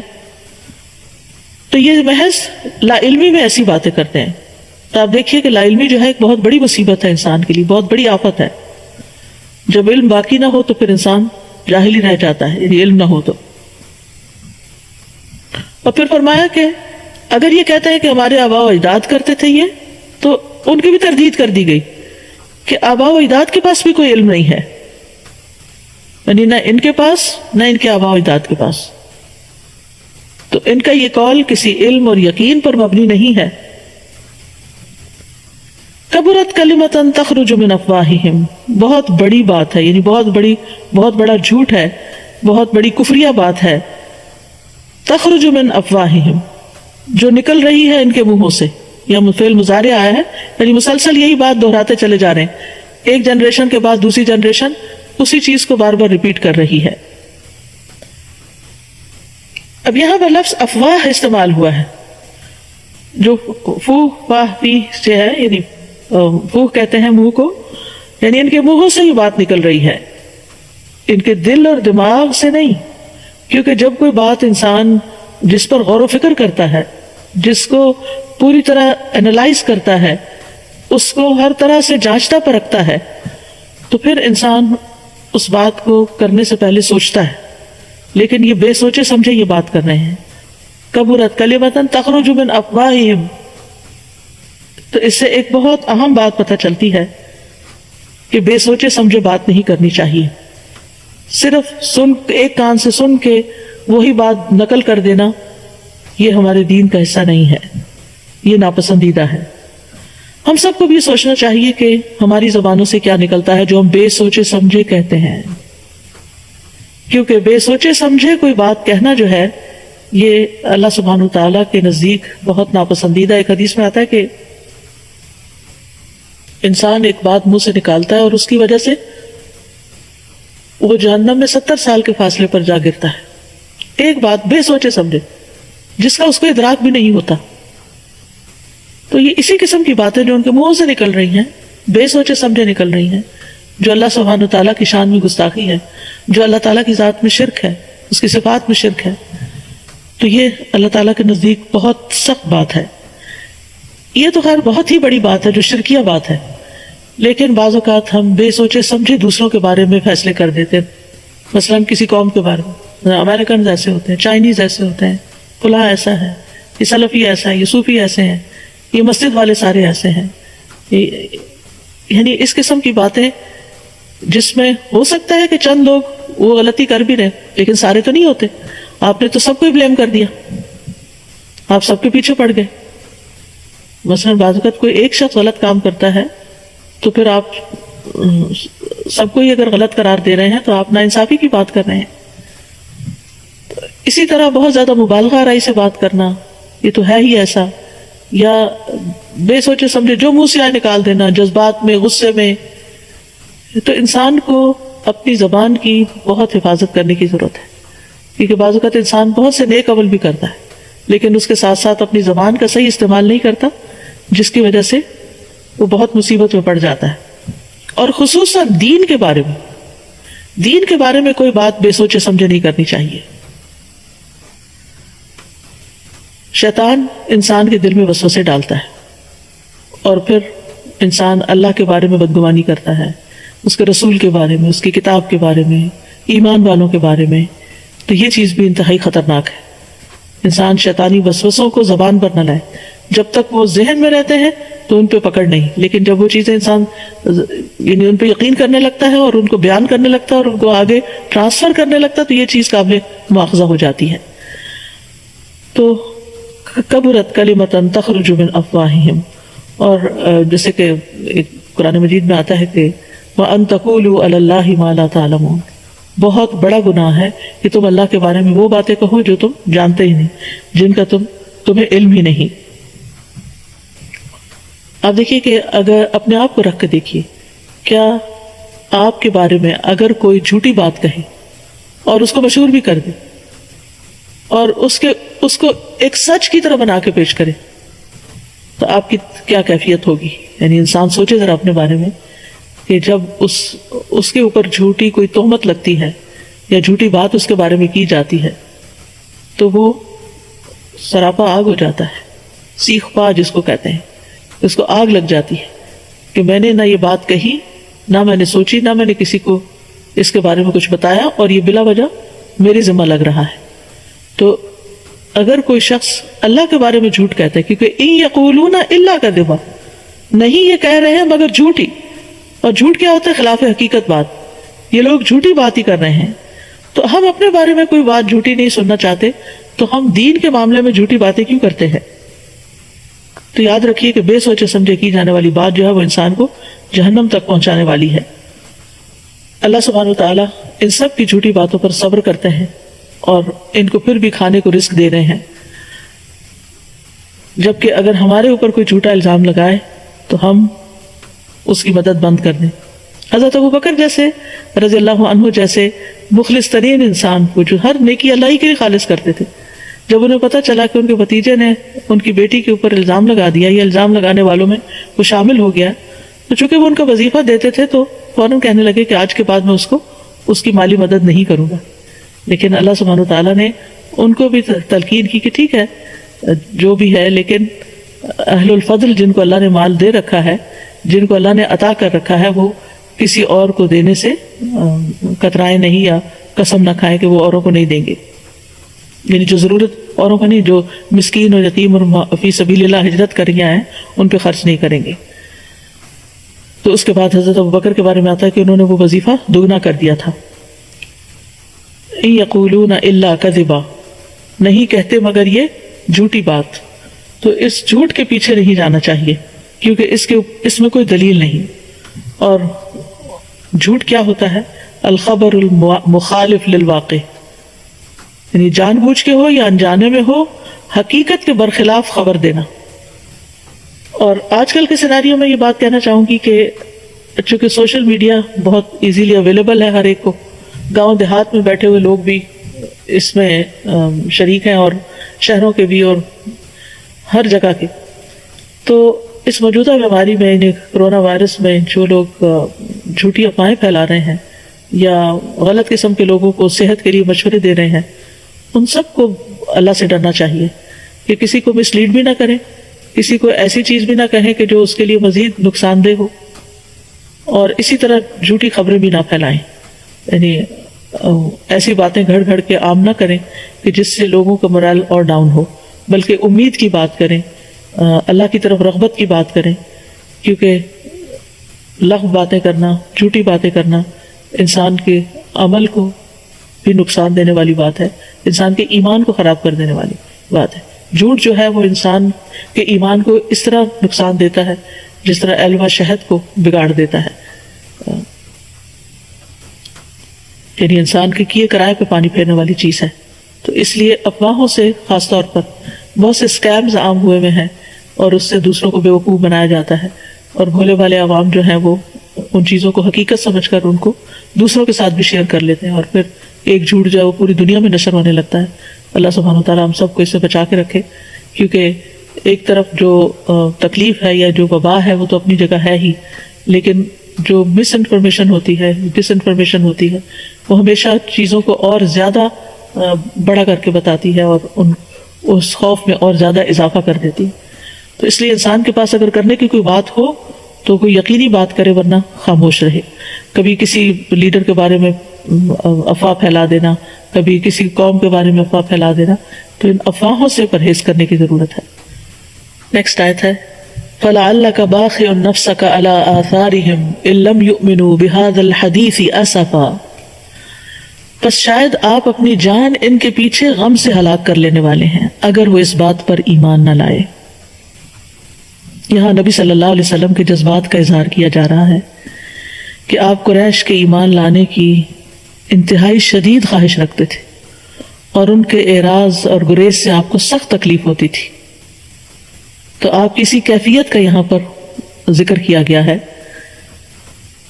نبی صلی اللہ علیہ وسلم جہان والوں کے لیے رحمت بنا کر بھیجے گئے تھے، اور آپ کا ہم و غم یہی ہوتا تھا کہ لوگ ہدایت پا جائیں. تو یہاں پر لفظ استعمال ہوا ہے باخعن. یہ فلعل کا کوئی معنی جو ہے لعل کا، یعنی شاید کہ یہ اندیشہ ہے کہ باخعن ہلاک کرنے والے ہیں. بخا کا لفظ جو ہے یہ استعمال ہوتا ہے جب انسان غم کی وجہ سے ہلاک ہو، ڈائی فرام ڈپریشن، کہ انسان کسی چیز کا ایسا غم دل کو لگا لے کہ سروائیو بھی نہ کر سکے. نفس کا اپنی جان کو، آپ اپنی جان کو ہلاک کر دینے والے ہیں. علی آثارہم، آثار اثر کی جمع ہے، نشانی، علامت قدم. یعنی جب وہ چلے جاتے ہیں آپ کا انکار کر کے تو آپ ان کے پیچھے، یعنی ان کے انکار کے بعد آپ اپنے آپ کو غم لگا لیتے ہیں کہ انہوں نے انکار کیوں کیا. اس لیے نہیں کہ آپ کی بات کو جھٹلایا گیا.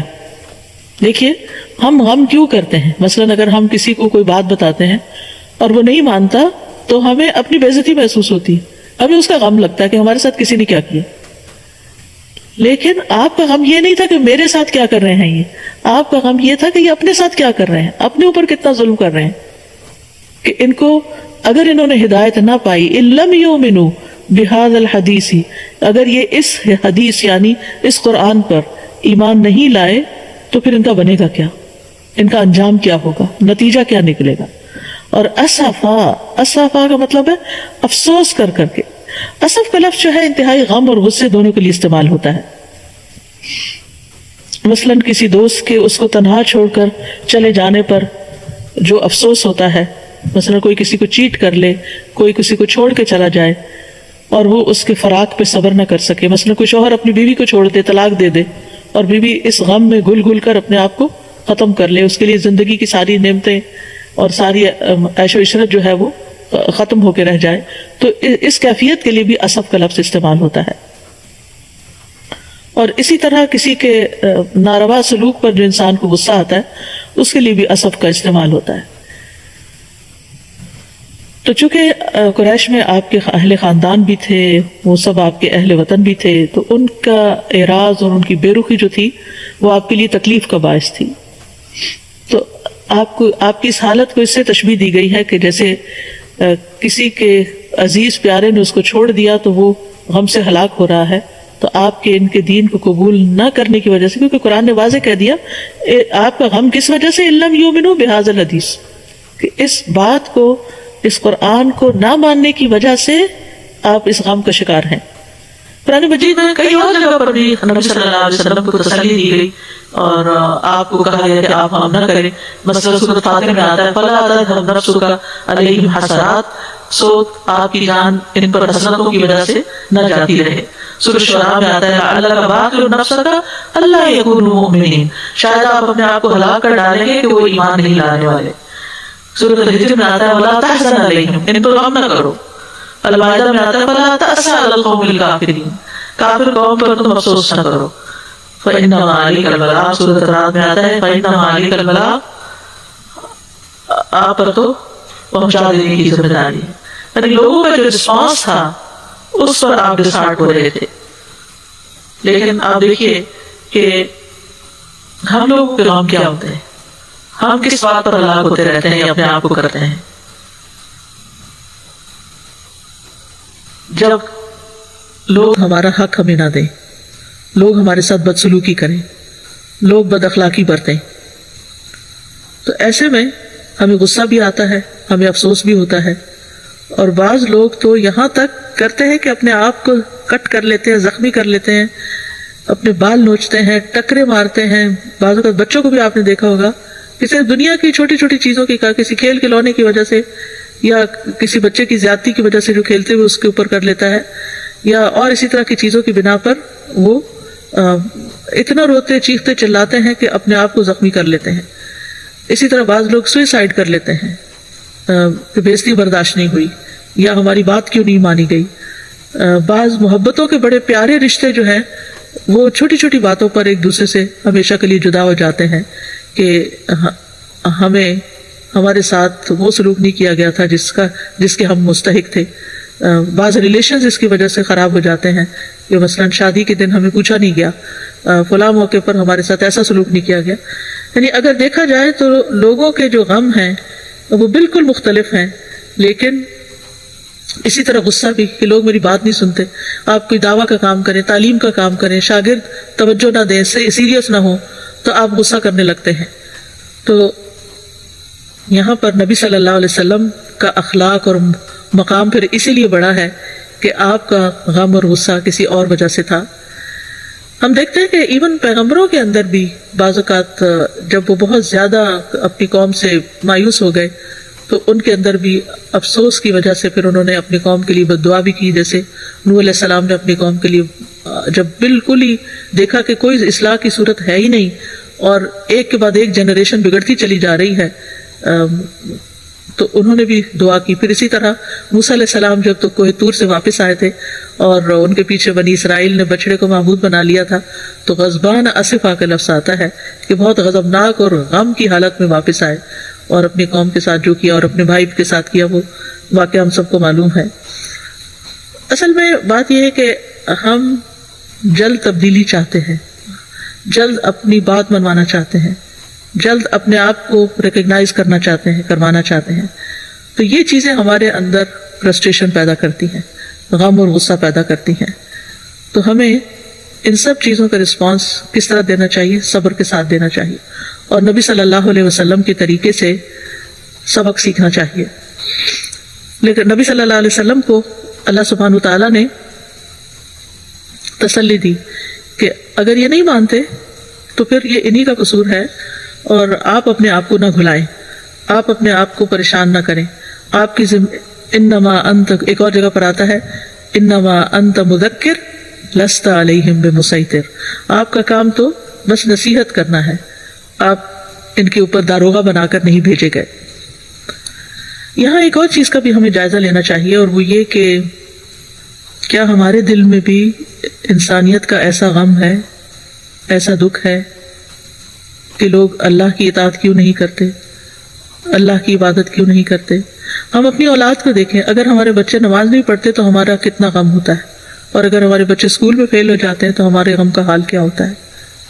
ہمارے غم غم دنیا بن چکے ہیں، ہمارے غم آخرت نہیں ہے، اور وہ شخص اتنا ہی زیادہ ہرٹ ہوتا رہتا ہے جو دنیا کی چیزوں پر غم کرتا ہے۔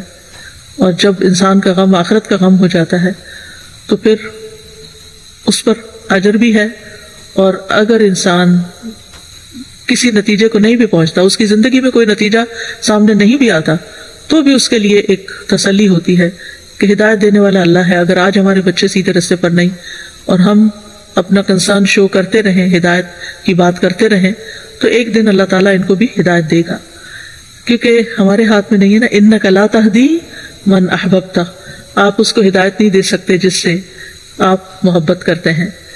اسی طرح موسیٰ علیہ السلام نے بھی اعتراف کیا تھا کہ رب انی لا املک الا نفسی و اخی، کہ اللہ میں اپنے اور آپ پر اور اپنے بھائی کے سوا کسی پہ اختیار نہیں رکھتا۔ تو بات یہ ہے کہ اللہ کی مخلوق کو اللہ کی طرف دعوت دینے کے لیے جو بھی شخص تبلیغ کر رہا ہو، اس کو اپنی طرف سے ساری کوشش کرنی چاہیے، چاہے اپنے گھر کے اندر ہو چاہے باہر ہو، لیکن ایسا غم اور افسوس نہیں لگنا چاہیے، یعنی غم ہونا چاہیے، دکھ ہونا چاہیے جب لوگ دین کی طرف نہ آئیں، لیکن ایسا نہیں ہونا چاہیے کہ جو انسان کو خود ہلاک کر دے، یعنی اس میں بھی بیلنس کی ضرورت ہے۔ نہ تو انسان بالکل بے پرواہ ہو جائے اور نہ انسان اپنے جان کو ہلاک کر لے، افسوس ہو لیکن ایک حد کے اندر ہو، وہ آپ کا ایک کنسرن ہو، وہ آپ کی ایک ہمدردی ہو، وہ آپ کی ایک خیرخواہی ہو، اور وہ سب اخلاص کے ساتھ ہو۔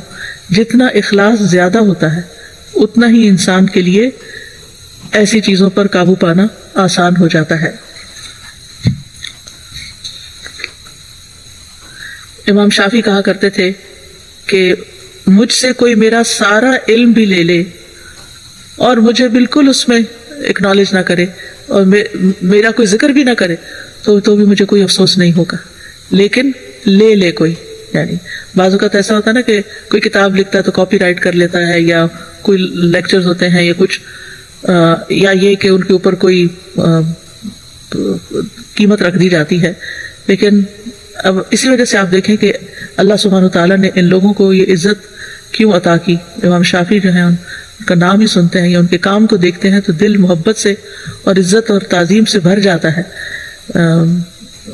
کیونکہ ان کے اندر اخلاص تھا، انہوں نے اس لیے کام نہیں کیا کہ ان کا نام بلند ہو۔ امام مالک کے بارے میں ہم دیکھتے ہیں کہ جب بہت سے لوگ موطا لکھنا شروع ہو گئے تو انہوں نے کہا کہ ما کان للہ بقیہ، کہ جو کام اللہ کے لیے ہوگا وہ باقی رہ جائے گا، یعنی اس بات سے گھبرایا ہی نہیں کہ اور کتنے لوگ کیا کیا لکھ رہے ہیں، کیا کر رہے ہیں۔ وہ کہا کرتے تھے جو علم نے 40 سال میں جو کتاب لکھی ہے تم اسے 40 دنوں میں پڑھنا چاہتے ہو۔ تو حقیقت یہ ہے کہ اخلاص کے ساتھ اور صبر کے ساتھ اور استقامت کے ساتھ انسان نیکی کے کام میں اور خصوصاً دعویٰ کے کام میں آگے بڑھتا رہے تو اللہ سبحانہ وتعالیٰ برکت ڈالے گا، اور اگر دنیا میں کوئی نتیجہ نہیں بھی نکلتا تو قیامت کے دن انسان سرخرو ہو جائے گا کہ یا رب میرے اوپر امتی ہونے کی حیثیت سے جو ذمہ داری تھی لوگوں کو خیر کی طرف بلانے کی، لوگوں کو امر بالمعروف کرنے کی، نہی عن المنکر کرنے کی، وہ میں نے اپنی حیثیت کے مطابق کر دی. سپردم بتو مایہ خیشرا، تو جانی حساب کم و بیشرا، تمہیں دانی حساب کم و بیشرا، کہ میں اپنا حقیر سا سرمایہ تیری خدمت میں پیش کرتا ہوں. سپردم بتو مایہ خیشرا، اور باقی کم و بیشی کا حساب تو جانتا ہے. کہ انسان اپنی کوششوں کو کبھی بڑا نہ سمجھے، جو بھی کرے، کیونکہ حقیقت میں اگر آپ دیکھیں تو سمندر میں قطرے کے برابر بھی ہماری کوششیں نہیں ہیں کہ جتنی ضرورت ہے اس وقت دنیا میں لوگوں تک خیر پہنچانے کی. اس وقت لوگوں کے دل کتنے نرم ہیں، لوگ اللہ کی بات سننا بھی چاہتے ہیں، اللہ کی طرف آنا بھی چاہتے ہیں، لیکن ان کو راستہ نہیں مل رہا، ان کی کوئی صحیح رہنمائی کرنے والا نہیں. تو کوئی ان کو ڈرا رہا ہے، کوئی ان کو خوف زدہ کر رہا ہے. تو ضرورت اس بات کی ہے کہ ایسے وقت میں لوگوں کو اللہ کی طرف رجوع کرنے کی دعوت دی جائے اور پیار اور محبت سے سکھایا جائے. اور اگر ہر شخص جو قرآن سے متعلق ہے، جو پڑھتا اور پڑھاتا ہے، جس پر اللہ کی رحمت ہے اور جو اس پر عمل بھی کر رہا ہے، اسے جو اس سارے یعنی اس عمل کے بعد جو کچھ اس کو حاصل ہے، جو اللہ سبحانہ و تعالیٰ کی طرف سے اس پر رحمت ہے، اس میں اوروں کو بھی شریک کرے. پھر فرمایا اِنَّا جَعَلْنَا مَا عَلَى الْأَرْضِ زِينَةً لَهَا لِنَبْلُوَهُمْ أَيُّهُمْ أَحْسَنُ عَمَلًا، بے شک ہم نے زمین پر جو کچھ ہے اس کے لیے زینت بنایا ہے تاکہ ہم انہیں آزمائیں کہ ان میں سے کون بہتر عمل کرنے والا ہے یا کون عمل میں بہتر ہے. تو اللہ سبحانہ وتعالیٰ نے دنیا میں جو کچھ پیدا کیا، چاہے انسان ہیں یا حیوان ہیں یا نباتات ہیں یا جمادات ہیں، یہ کیا ہے؟ زینت ہے، دنیا کی رونق ہے، دنیا کی خوبصورتی کی چیزیں ہیں. یعنی اللہ تعالیٰ نے یہ زمین پہ انسانوں کے لیے جو کچھ پیدا کیا اس کو مختلف طریقے سے خوبصورت بنا دیا. بہترین کھانے پینے کی چیزیں، بہترین مشروبات، بہترین ملبوسات، درخت، نہریں، کھیت، باغات، خوبصورت منظر اور بہترین خوبصورت پرندوں کی بہترین خوبصورت آوازیں، خوبصورت چہرے، سونا چاندی، مختلف جانور، مال مویشی، یہ ساری چیزیں دنیا کی زینت ہیں، دنیا کی رونق ہیں. کس لیے بنائی ہیں؟ یعنی چاہے قدرتی اشیاء ہیں یا انسانوں نے بنائی ہیں، یہ سب ایک خوبصورتی کی چیز ہے. لیکن یہ خوبصورتی کس لیے؟ لِنَبْلُوَهُمْ، تاکہ ہم ان سب کو آزما کر دیکھیں. اور زینت اللہ ہا کی ضمیر جو وہ زمین کی طرف جاری کہ یہ زمین کی رونق ہے. لیکن کس لیے؟ لِنَبْلُوَهُمْ، تاکہ ہم ان انسانوں کو آزما کر دیکھیں. یعنی آزمائش سب کی ہے، سب کی، کوئی گورا ہے، کالا ہے، کوئی کسی بھی کانٹیننٹ کا رہنے والا ہے، مرد ہے یا عورت ہے، سب کا امتحان ہو رہا ہے. کس بات کا امتحان ہے؟ ایہم احسن عملا، کہ ان میں عمل میں کون اچھا ہے. یہاں فعل نہیں کہا گیا، عمل کہا گیا. فعل جو ہوتا ہے نا، ایکشن، وہ جوارح کے ساتھ ہوتا ہے. ایکشن کیا ہوتا ہے؟ ایک چیز کو ایک جگہ سے اٹھا کے دوسری جگہ لے جانا، مثلا یہ ایک فعل ہے. لیکن عمل جو ہوتا ہے وہ صرف جوارح سے نہیں ہوتا، دل سے بھی ہوتا ہے، اس میں دل بھی شامل ہوتا ہے. تو گویا احسن عمل میں دل کی سوچ بھی شامل ہے، آپ کی نیتیں بھی شامل ہے، آپ کی زبان سے جو کچھ نکلتا ہے وہ بھی شامل ہے، اور آپ کے عمل میں جو کچھ ہے وہ بھی شامل ہے. تو امتحان دراصل یہ ہے کہ اس رونق کے اندر کون اچھے کاموں پر توجہ دیتا ہے. اس کا یہ مطلب نہیں کہ اس رونق کو چھوڑ دینا چاہیے یا اس زینت کو ڈسدین کر دینا چاہیے اور اس سے کنارہ کش ہو جانا چاہیے. نہیں، اس اپنی ضرورت بھر اس سے فائدہ اٹھانا چاہیے، کیونکہ اللہ سبحانہ وتعالیٰ نے جو بھی پیدا کیا ہے وہ انسان کے فائدے کے لیے پیدا کیا ہے. اور اللہ سبحانہ وتعالیٰ خوبصورت ہے اور خوبصورتی کو پسند کرتا ہے. ان اللہ جمیل یحب الجمال. تو اسی لیے اللہ تعالیٰ نے ان چیزوں میں والخیل والبغار والحمیر لترکبوہا وزینہ، گھوڑے، خچر اور گدھے سواری کے لیے بھی پیدا کیا اور زینت کے لیے بھی پیدا کیا. یعنی اللہ نے صرف کام کے لیے نہیں ان کو بنایا، ان کے اندر بھی ایک حسن رکھا ہے. اسی طرح المال والبنون زینت الحیات الدنیا، مال اور بیٹے بھی دنیا کی زندگی کی زینت ہے، رونق ہے.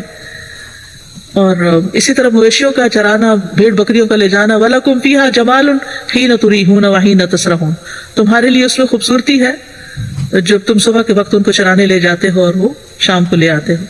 لیکن ساتھ ہی انسان کا کڑا امتحان ہے. رسول اللہ صلی اللہ علیہ وسلم نے فرمایا کوئی شک نہیں کہ دنیا سرسبز و شیریں ہے اور اللہ تم کو پچھلوں کا جانشین اس دنیا میں بنائے گا اور دیکھے گا کہ تم عمل کیسے کرتے ہو.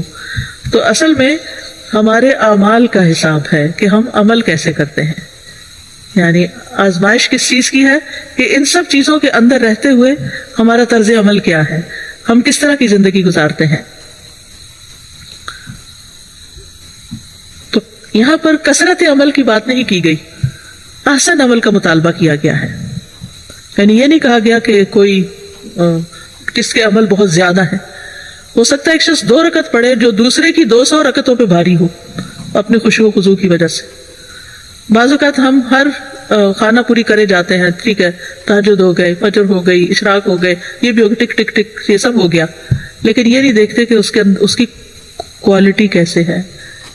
ہم کوانٹٹی پہ زیادہ جاتے ہیں کہ کس کا کام زیادہ ہے، کس کا نام زیادہ ہے، نہیں، کس کا اخلاص زیادہ ہے اور کس کا طریقہ درست ہے. تو بہرحال اس آیت میں ہمیں زندگی کا مقصد بھی بتا دیا گیا، جیسے سورۃ الملک کی آیت میں بھی آتا ہے الذی خلق الموت والحیات لیبلوکم ایکم احسن عملا وہو العزیز الغفور. وہ ذات جس نے موت اور زندگی کو پیدا کیا تاکہ تمہیں آزمائے کہ تم میں سے کون عمل میں زیادہ اچھا ہے، اور وہی سب پہ غالب بے حد بخشنے والا ہے. تو دنیا جو ہے یہ دارالعمل ہے، کام کی جگہ ہے. علی ابن ابی طالب کہتے ہیں کہ دنیا پیٹ پھیرنے والی ہے اور آخرت سامنے سے آ رہی ہے. انسانوں میں دنیا اور آخرت دونوں کے چاہنے والے ہیں، بس تم آخرت کے چاہنے والے بنو اور دنیا کے چاہنے والے نہ بنو. آج تو عمل کا وقت ہے، حساب نہیں. کل حساب ہوگا اور عمل کا وقت باقی نہیں رہے گا. پھر یہ بھی یاد رکھنا چاہیے کہ اچھے کام کرنے والوں کے لیے جو اللہ سبحانہ تعالیٰ نے اجر بتایا ہے، یعنی صرف آسان عمل ہی نہیں بلکہ آسان عمل کی جزا بھی بتائی ہے دوسری جگہ پر، تو وہ دنیا اور آخرت دونوں میں ملتی ہے انسان کو. سورۃ النحل میں اللہ تعالیٰ فرماتے ہیں للذین احسنوا فی ہذہ الدنیا حسنہ ولدار الآخرۃ خیر ولنعم دار المتقین. ان لوگوں کے لیے جنہوں نے بھلائی کی اس دنیا میں بڑی بھلائی ہے، اور آخرت کا گھر تو کہیں بہتر ہے، اور یقیناً وہ ڈرنے والوں کا اچھا گھر ہے. یعنی اگر انسان احسن عمل کرتا ہے تو نہ صرف یہ کہ اس کی آخرت کا فائدہ ہے بلکہ دنیا میں بھی فائدہ ہے. بہترین لوگوں کی صفات یہ بتائی گئی ہیں. نبی صلی اللہ علیہ وسلم نے فرمایا کیا میں تمہیں یہ نہ بتاؤں کہ تم میں سب سے بہتر کون ہے؟ صحابہ نے عرض کیا جی یا رسول اللہ صلی اللہ علیہ وسلم. آپ نے فرمایا تم میں سب سے بہتر لوگ وہ ہیں جن کی عمر طویل ہو اور عمل بہترین ہو. اور اسی طرح ہمارے لیے ہر کام کو احسن طریقے سے کرنا لازم کیا گیا. حدیث میں آتا ہے ان اللہ کتب الاحسان علی کل شیء، کہ اللہ نے ہر کام احسن طریقے سے کرنا ضروری قرار دیا ہے، اور ہمیں اپنے پورے اسلام کو احسن بنانا چاہیے. رسول اللہ صلی اللہ علیہ وسلم نے فرمایا تم میں سے کوئی شخص جب اپنے اسلام کو احسن بنا لے تو ہر نیک کام جو وہ کرتا ہے اس کے عوض 10 سے لے کر 700 گنا تک نیکیاں لکھی جاتی ہیں، اور ہر برا کام جو وہ کرتا ہے تو اتنا ہی لکھا جاتا ہے. لیکن اس کی شرط کیا ہے؟ اپنے اسلام کو خوبصورت بنانا. وَإِنَّا لَجَاعِلُونَ مَا عَلَيْهَا سَعِيدًا جُرُزًا، اور بلا شبہ جو کچھ اس پر ہے ہم اسے ضرور ایک چٹیل میدان بنا دینے والے ہیں. تو مطلب کیا ہے کہ اس دنیا سے دھوکہ نہ کھاؤ، یہ ہمیشہ کی جگہ نہیں ہے، یہ جلد ختم بھی ہو جائے گی. اس میں زینت ہے، اس میں لذتیں ہیں، لیکن ایک دن ایسا آئے گا کہ اس زمین پر جو بھی انسان، حیوان، نباتات، پہاڑ، درخت، سب کچھ ختم کر کے سعیداً جرزا، خالی میدان بنا دیا جائے گا. سعید کہتے ہیں میدان کو، اور جرزا کہتے ہیں خالی کو، بنجر، چٹیل. اور عارضی طور پر ہم یہ سارے منظر دیکھتے ہیں جب موسم بدلتے ہیں کہ کس طرح خزاں آتی ہے تو سارے پتے پھول پھل جھڑ جاتے ہیں اور پھر دوبارہ اللہ تعالیٰ اس کو زندہ کر دیتے ہیں. اسی طرح اللہ تعالیٰ دنیا کے خاتمے کے بعد آخرت میں انسان کو اور جو اس کے متعلقات ہیں سب کو دوبارہ بنا دے گا. وَإِنَّا لَجَاعِلُونَ مَا عَلَيْهَا سَعِيدًا جُرُزًا. تو ہمیں یہ آیت دنیا کی حقیقت کو سمجھاتی ہے، اور اسی طرح بہار اور خزاں بھی ہمیں دنیا کی حقیقت سمجھاتی ہے. تو یہاں پر بھی نبی صلی اللہ علیہ وسلم کو تسلی دی گئی ہے ایک طرح سے کہ آپ پریشان نہ ہوں، غم نہ کریں. اس دنیا کی جن لذتوں کی وجہ سے، خواہشات کی وجہ سے کفار آپ سے عداوت رکھتے ہیں کہ آپ ہمیں ایسا دین دے رہے ہیں کہ جس میں ہمیں بہت سی چیزیں چھوڑنی پڑیں گی، تو وہ دنیا تو بہرحال جلد ختم ہو جائے گی، اور سب کو ہمارے پاس لوٹ کے آنا ہے، پھر ہم انہیں ان کے اعمال کا بدلہ دیں گے۔ تو دنیا کی زندگی جو ہے یہ محض دھوکے کا سامان ہے۔ وَمَا الْحَيَاةُ الدُّنْيَا إِلَّا مَتَاعُ الْغُرُورِ۔ دھوکا کیا ہوتا ہے کہ انسان کسی کے وعدے پہ اعتبار کر لیتا ہے، کسی چیز کی حقیقت کچھ اور سمجھتا ہے اور اصل میں وہ ہوتی کچھ اور ہے۔ اسی طرح دنیا قلیل ہے، تھوڑی ہے، آخرت کے مقابلے میں اس کی کوئی حقیقت نہیں، مچھر کے پر برابر بھی نہیں، یا انگلی دریا میں ڈال کے جو پانی نکلتا ہے اس کے برابر بھی نہیں۔ پھر یہ کہ دنیا کی ہر چیز کو زوال ہے۔ نبی صلی اللہ علیہ وسلم نے فرمایا اللہ پر حق ہے، دنیا میں جو چیز بھی بلند ہوتی ہے اسے وہ زوال دیتا ہے۔ اور آج کی دنیا میں آپ دیکھیں کہ ایک وائرس کی وجہ سے بڑے چھوٹے سب ایک ہو گئے ہیں۔ دنیا کتنی بھی عمدہ ہو لیکن اس کا انجام جو ہے وہ بہرحال کٹی کھیتی کی طرح ہی ہے۔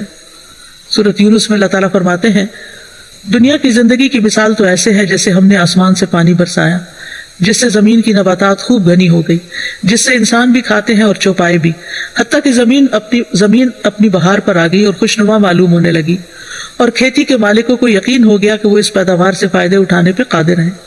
تو یکا یک رات کو یا دن کو ہمارا حکم آ پہنچا، تو ہم نے اس کو کٹی ہوئی کھیتی کی طرح بنا دیا جیسے کل وہاں کچھ تھا ہی نہیں۔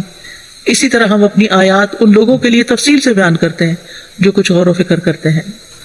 تو یاد رکھیے دنیا کے مقابلے میں آخرت بہتر ہے، وہ باقی رہنے والی ہے۔ والآخرۃ خیر لمن اتقی، اور دوسری جگہ آتا ہے والآخرۃ خیر وابقی۔ دنیا عارضی مقام ہے اور آخرت ہمیشہ کا گھر ہے، اور وہی دار القرار ہے جس میں جا کے انسان کو صحیح ٹھکانہ ملے گا۔ انما هذه الحیاۃ الدنیا متاع وان الآخرۃ ہی دار القرار۔ یہ دنیا کی زندگی تو معمولی فائدے کے سوا کچھ نہیں، اور یقیناً آخرت ہی رہنے کا گھر ہے۔ تو حقیقت یہ ہے کہ وہاں جو خوشی میں خوشحالی میں جیا وہی اصل میں کامیاب رہا۔ تو اللہ تعالیٰ سے دعا ہے کہ وہ ہمیں اس صورت کو صحیح طور پر سمجھنے کی توفیق عطا فرمائے، اور ہمارے عمل کو اپنی پسند کے مطابق کر لے، اور ہمارے اوپر جو مصیبت آئی ہوئی ہے اللہ سبحانہ وتعالیٰ سب بیماروں کو صحت عطا فرمائے۔ پورے گلوب پر جو بھی اس وائرس سے متاثر ہے اللہ تعالیٰ سب کی حفاظت کرے، ان کو صحت اور زندگی عطا کرے، اور جو صحت مند ہیں اللہ تعالیٰ ان کو عافیت میں رکھے اور ہر طرح سے بچائے، اور یہ تکلیف جلد دور فرمائے تاکہ ہم اپنے کاموں کو صحیح طور پر لوٹ سکیں۔ وآخر دعوانا ان الحمد للہ رب العالمین۔